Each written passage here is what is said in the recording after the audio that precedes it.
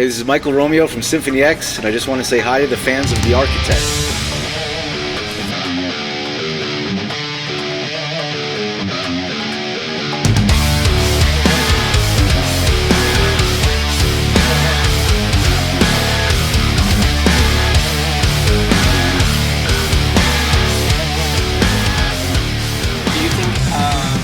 The way you write songs has something to do with you've been touring more, you've been playing more live, so your songs are shaped more towards the live act.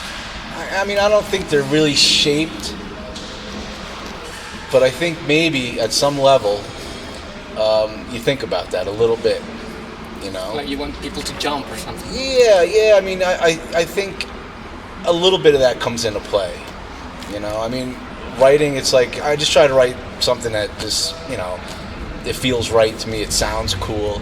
But yeah, I mean, there is a little bit of that. It's like, oh, this part, you know, maybe we should do this a little longer because live it would be cool. Or there's even things that we do that if we're recording, it's like, well, let's do this big thing. It's like, well, maybe let's not do it on the record, and live we can extend it, or, you know, so there's some of that stuff too. Okay. You know? But I think, yeah, I mean, last couple of records, there is a little bit of that. It's in the back of your mind a little bit, you know, that how it would be presented live, how the song would come across live. Do you think you departed from the whole concept thing you used to make, like in the, I don't know, 5 albums? Not really. I think, I mean, the last 2 records and even the Odyssey, they're not really concept records, but there's always, like the Odyssey, there is, you know, the big epic track, like of the course. Divine Wings. Right. And, you know, Paradise Lost, I mean, it is like an underlying theme throughout the album. You know, it's not really a concept story, but there is this thing, and the same thing with the new record. I mean, it's not like a concept story, but it has a lot to do with like technology and this kind of thing. So it's all kind of interweaved. It is all kind of related Like an for the underlying album. theme. Yeah. It's always. I think when we write, that's just easier. I think to write when you have an idea of what you want it to sound like. You know what the general, what the general vibe is of the record. You know, and like with this last with Iconoclast, it was more a little heavier riffs, a little more abrasive. It was this machine kind of thing. So, you know, once that's in your mind to write, you just kind of follow through with that, you know. So I think when we come up with an idea, maybe we don't have all the lyrics or we don't have all the song titles or anything, but at least we kind of know the general idea of the record or the sound, and it helps too. You know, with the writing, it's like, okay, we're going to do this Paradise Lost thing, we do this Milton thing, and it's going to be, you know, heaven and hell and good and evil and dark, and so then, you know, coming up with riffs and ideas, it's like, you know, you kind of got your mind set that way, and it's, you know, shit happens. I remember that you used to put out an album like every year at the beginning. Like the first 4 albums or 5 albums you had to make one a year. And now you take 2, even 4 years to make an album. So how does that affect the end result? I mean, I think in the early records, we didn't really tour. We weren't really touring. So that's all we did. We wrote, recorded it, put it out. You know, we had Japanese. Yeah, we didn't really have any touring going on, you know.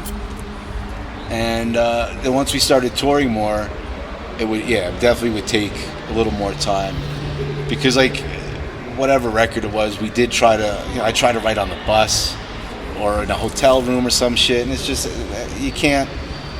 For me anyway. I mean, I like to just be in that environment, you know, like when I'm home.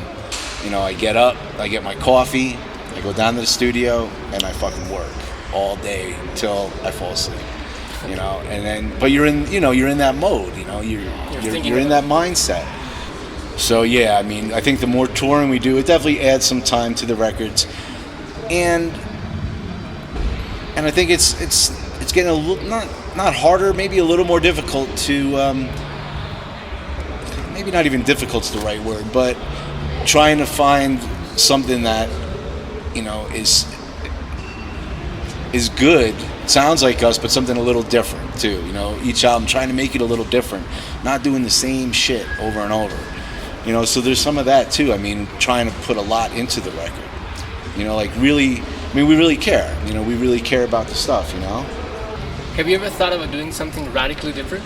Like, I don't know, putting grunts into the songs, or... What is it? Grunting, or, you know, like guttural vocals, like, I don't know, death metal vocals or whatever.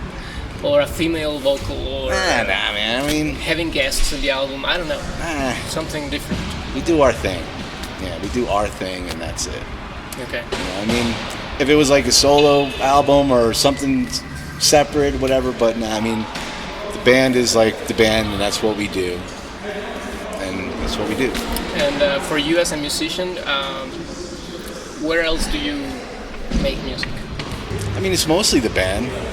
You know, it's mostly the band. It takes a lot of time doing all the records, but I mean, there's other stuff. I know a couple guys that, you know, are doing some independent films and trying to get into that a little bit, scoring and stuff, and you know, a lot of friends in town recording their bands and kind of helping them out. So, doing guest solos on someone's record, you know, just little things here and there.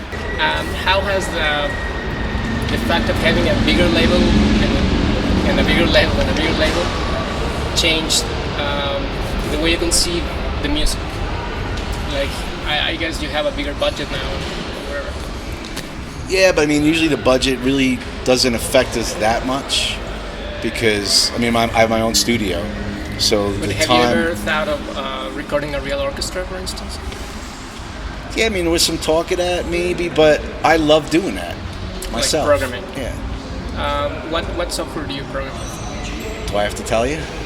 No, I mean, I have a lot of stuff. I mostly for the big orchestral stuff, I'm using this Vienna Symphonic. VSL. Yeah. Like now they have this thing that's fucking insane that it's all, you know, all the instruments and all the articulations and all that you can load in their own player, and they have this virtual kind of a sound stage or whatever venue with these you know, multi-impulse responses for the reverb. So now it's like, yeah, they have their own player and their own placement in the room with the natural reverb. So man, to me, and I just, you know, I love programming too. I love it. So it's like I just rather do that. You know, with the right programming and just the understanding of the reverb and the placement. Sure. Okay, I know what you mean. I mean, it's, you know, it's pretty incredible what you can do. And with this thing you're saying about the technology getting more real and more real, how has it changed the way you work with the orchestral thing? Not really any different. Like from, I don't know, 5 albums where you still, I mean, you were still playing with keyboards then, and then... Yeah, that was all like keyboard stuff. I mean, it was still like the same principle, you know, but now it's like, yeah, you can make it a little more, you know, realistic now. You know, and it's like, it's just a part. I mean, it's still about, I mean, usually any kind of orchestral stuff, it's under the band, or it's adding to the band. It's usually not its own big thing. You know, a little bit maybe, but, you know, it's intro. Yeah, stuff like that, you know, it's really all it's got to be, or just to enhance what the band's doing. I mean, I studied that for so long, you know, just... Like, score writing? Orchestration, yeah, everything. I mean, hours just studying the Rite of Spring, you know, or whatever, freaking Star Wars, you know. I got all the scores for all that stuff, so a lot of time just to understand all that. So I think if you understand it and you're pretty good with computer stuff and all that, it's fucking amazing what you can do, you know. It takes time, like anything, but yeah. What like film scores do you like? Oh man, I mean, I love everything, dude. I love everything. You know, like my idol is John Williams by far. He's genius. I mean, it's a funny story too. I mean, I was on tour. Whatever. When I turned 40 for my birthday, I came home from tour and it was like my birthday had just passed, and I didn't notice. My wife sent John Williams a letter and some of my stuff or whatever, and said, "Oh, my husband's a big fan." And I come home and then there's a big envelope from Boston Pops in my mailbox. I'm like, what the fuck is this? And I open it up, it's a birthday card, you know. and then an autographed picture from Happy 40th Mike, John Williams. I was like, holy, how did the fuck this come from? So yeah, he's like best birthday present ever. Yeah, dude, he's my guy, man. Yeah. Okay. That was very cool, man. And with these new guys that are starting to come from a computer-generated environment, I don't know, like the guy that did 300, I don't know if you see them. Like Tyler Bates? Tyler Bates. Yeah, and... fantastic, man. I love all that too. I mean, that was like some of the approach that for Iconoclast, for that we went, because there is a little bit of orchestral stuff, but not what we normally would do. But there is a little bit of that dirty percussion and some of the synthy. There's a little bit of that in there too. And it's like, yeah, the 300 soundtrack and stuff like that. That's like badass. Yeah, dude, that's badass, cool. Bro. Yeah. And from those new guys, is there like anyone that you say, ooh, that guy is pretty cool? Yeah, I mean, Tyler Bates is awesome. Yeah, all his shit's awesome. And I like all that stuff, but I mean, I think I'm more of a purist guy. You know, I always go back and listen to like, you know, even like with like real classical stuff, like Stravinsky or Rimsky-Korsakov, more, you know, a little more modern but big, like what John Williams is doing, like with all the Star Wars and all. I mean, and that stuff's just, I love it. You know? Now that you have, how many albums do you have? Like 8? Yeah. 8 albums. I had to think about that. Yeah, 8. What's your favorite, like, not your favorite album, like the favorite time when you put out an album? Like you said, ooh, we really did a great job here. I think the last 2. I think maybe Divine, our 3rd record, Divine Wings album. Okay, because there was something kind of about it. Even when we were recording it, there was something about it that, like, we would like listen back to the track and be like, that's kind of cool and it's a little different. I never heard anything, you know. Yeah, that definitely something about it, I think, that we all knew was like, wow, this is cool, and this is our sound now. You know, this is what we do. And on Paradise Lost too, the same thing. I think Paradise Lost, it was more just getting back into the, you know, I remember when I was young and I got the new, you know, Judas Priest CD or whatever, and you put it on, it's like, fuck yeah, you know. Painkiller, perfect example, you know, what a fucking great fucking album. And like that started coming into play too. Let's go back for the riffs and the, you know, the heavy stuff. So Paradise Lost, yeah, I mean, I thought we felt really strong about that too. Because yeah, I mean, there was some, you know, going for the bigger choruses, and it was still had progressive elements. I mean, we still did our thing, but there was a little even blend of like the metal riffs and, you know, the melody and the big arrangements. It had a little bit of everything. So that one was like another, okay, this is where we are now. Everything that we've done, and even trying to add some of this, like, you know, saying the Tyler Bates, some of the film kind of stuff, it's really subtle. It's really subtle, the stuff that's in there, but it's in there. And there's definitely layers of stuff happening, and yeah, I mean, just a lot of fun to write that stuff and to do it. And, you know, be like, wow, this is cool, this is different, this is us, but it's like, you know, it has this other element to it. So it's not the same old shit. Okay. When did you start making a living out of the band? Well, that's hard to say. I mean, from the beginning, from the first couple albums, we didn't really tour a lot. We didn't really have a lot of money coming in. We did okay, like in Japan, we did really well. So we had a little bit, but I mean, like I would teach, you know, yeah, I guys. Remember you and Pinella had like, you taught like a local shop, right? Yeah, I mean, yeah, different ones. He was at a different one, but like, because I used to teach when I was like, freaking 17 or something. I used to teach at this place. But yeah, I mean, I did that. I was doing some lessons and recording bands, or you know, I always, it's something with music. You know what I mean? I always was able to get by, you know, one way or the other. Did you study like audio engineering, or something you learned on the way? Nah, ever since, you know, when I was young, I just was, you know, I just kind of enjoyed that kind of thing, and you know, I mean, I always loved playing, obviously, but then like to be able to kind of record yourself and listen back, and you know.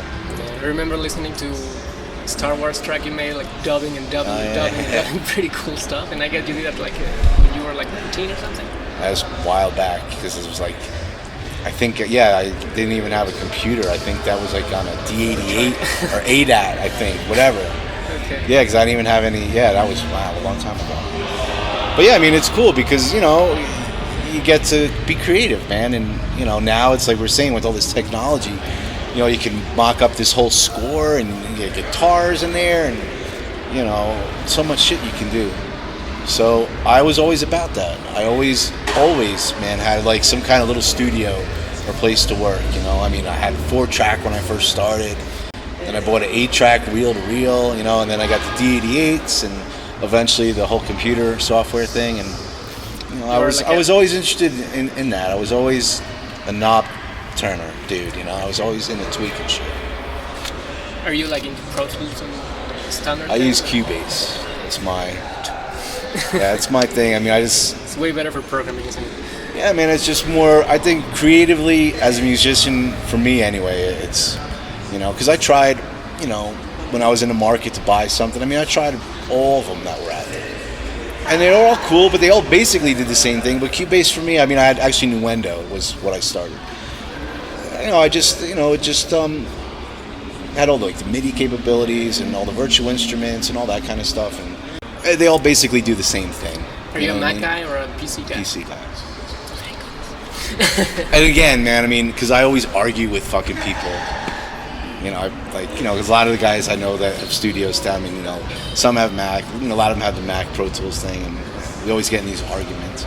Yeah. But I mean, at the end of the day, it's like, you know, it's whatever like, works. it's whatever works and whatever you're comfortable with. You know, it all does the same shit. You know, at the end of the day, so whatever you're comfortable with, whatever works for you, it's all the same. Okay.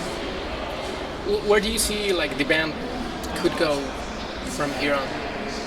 Like what else do you want to do with it, or what are these things you haven't been able to do yet?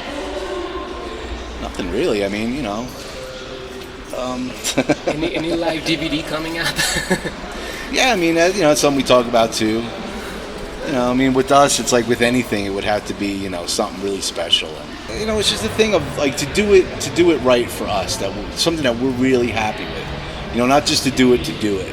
You know, to do it and maybe have an orchestra and something like that. Something that's different, especially not just like, oh yeah, you know, let's go play this fucking place and we'll film it and we'll go try to sell it. It's like, no, man, we're not about that. You know, it's just like the records. Let's just do something that's the best that we can do. That's something special, you know, something different. Okay. So yeah, I mean, it gets thrown around and we talk about it from time to time. There's no real plans, but yeah, maybe. Last album, you finally got to make music videos. How was that? Yeah, I mean, you know, figured we'd try it. But did you get into like designing any of it, or you just wrote like, this is the song, you design something?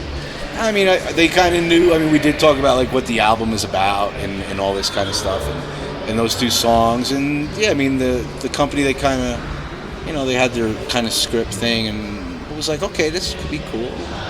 We just kind of went with it, you know. Was it what you wanted, or? Yeah, I mean, I think for what that stuff was, you know, and we had never done one before, so yeah, I was like, yeah, sure, let's try it, let's do it. It's like, do you have a visual concept of what your music is?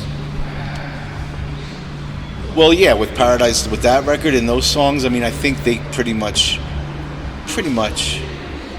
that thing came across. You know, that is a little bit like epic, and there is this heaven and hell thing, and this snake, and there's, you know, these different symbolism and different things like that. So yeah, I mean, I think that, you know, or if we ever did one for like, say, the Odyssey, I mean, you know what that would be. You know, I mean, you could see it would be this, you know, it's not going to be, you know, something totally, you know, what the hell could I even say? I don't know. A fucking car shootout or something. You know what I mean? You know what it's going to be. So I mean, but that's the thing with our music. I think it lends itself to some kind of visual. Okay. You know, and I think those people got it. And you were happy with it. Yeah, no, I think it's all good. What is your favorite song? Oh, Jesus. I remember once you said it was through the looking glass, but I guess that changed. Oh, yeah, got it. I don't know, man. It's so hard to say. Because some, along the way, some had a certain significance, too. You know, that, like, sticks in my mind. Like the new record, like Iconoclast, the title track. That song was like... That was like when we were looking for an idea with this record. Weren't really sure yet, and I was thinking, and I was listening to the 300 soundtrack and the Matrix, and I'm like, that'd be kind of cool to get some metal riffs and maybe put some of that shit in there and try something. And then I sat down, in like a day, whatever, wasn't that long, and just the whole thing just came out, beginning to end. I mean, it was rough demo, you know, program, but it was actually... The inspiration was there. It was but the program and everything was like really close to the record. And then I remember I sent the thing to Russ. I'm like, yeah, dude, what do you think it is? And then he calls me and he's like, dude, don't fucking change anything. That's it. That's the way it is. So it's like, to me, like that song has a certain significance. You know, that was the song that was like, it just came out of nowhere, and then that's what the album is going to be. Why don't you guys ever, I mean, you did when you released the 5 of my favorite song, it's the Rediscovery Part 2. You never in the world played it live. I don't think we did. Why? Because it's just so much stuff. Too complex to play live, or? No, we never make it so we can't do it live, ever. I mean, probably the hardest one is the Odyssey. Because of the programming playing with you. But when we got it to where it works cool live, actually. Yeah, it's cool. Like, I'll take some of the string parts. And then it's a cool live thing. So that would be the hardest one. But, I mean, it's like this record, too. There's so much material on this Iconoclast double disc. And there's some songs we probably won't play. But that's just, you know. Because you do want to still play some of the old songs and some of the fan favorites and songs that we like to play, too. And then it's just too much stuff, you know. It's like it gets hard too. I mean, it gets really hard, like the last couple years of the set list, when you have a new record and it's like you want to play a lot of the new record, but you can't obviously play the whole everything because you want to do, you know, some other stuff. So yeah, I mean, there's some songs that are just, you know, they're cool and we like them, but you know, they just never worked their way into the set. I was wondering if you listen to, like, what else do you listen to besides metal? I mean, I try to listen to, like, you know, when band has a new record, like Meshuggah, somebody like that, you know, it's fucking great shit. Yeah, I mean, it's just, you go on first, so many cool bands. I mean, usually it's like, yeah, the more I don't want to say mainstream, but, you know, the metal mainstream. Yeah, the popular bands. I mean, like Oath or whatever. Yeah, whatever, man. Whatever somebody comes out to their album, I'll try to get to listen to. But it's hard to. Because I'm a huge Rush fan, and I still haven't heard the last Rush record. Okay. You know, because like stuff starts to pile up in my studio. It's like, oh man, I got to listen to that. That's what tours are for. Yeah. Unfortunately, I didn't bring anything with me. Do you think there's a point when you grow up where you just stop listening to new music and you just have your own influences, and that's all what you can? And I was wondering if it's a thing of age, like when you got to a certain age and you stop listening to any of it. I don't know if it's a certain age, but I agree with that a little bit, because I mean, I'll listen to a lot of the new stuff that comes out just to kind of check it out, you know. It's anything new, and usually just cool shit like Tool or something cool, you know. But I think the influences for me, like the stuff I grew up with, I mean, I just think that's like, it's part of what you are. Like musically, you know what I mean? It's like, yeah, maybe you'll listen to something new and it'll be like, oh, that's kind of cool. Maybe I'll, you know, steal that, or, you know, or borrow that. But normally, no. I mean, for me, it's like, and especially when I'm writing, I try not to listen to too much like metal stuff. You know, I'll try not to. Not polluted. Yeah, I don't want to like kind of, you know. Sometimes things get stuck in your head, and you know, try to keep it as original as you can. But yeah, I mean, that's.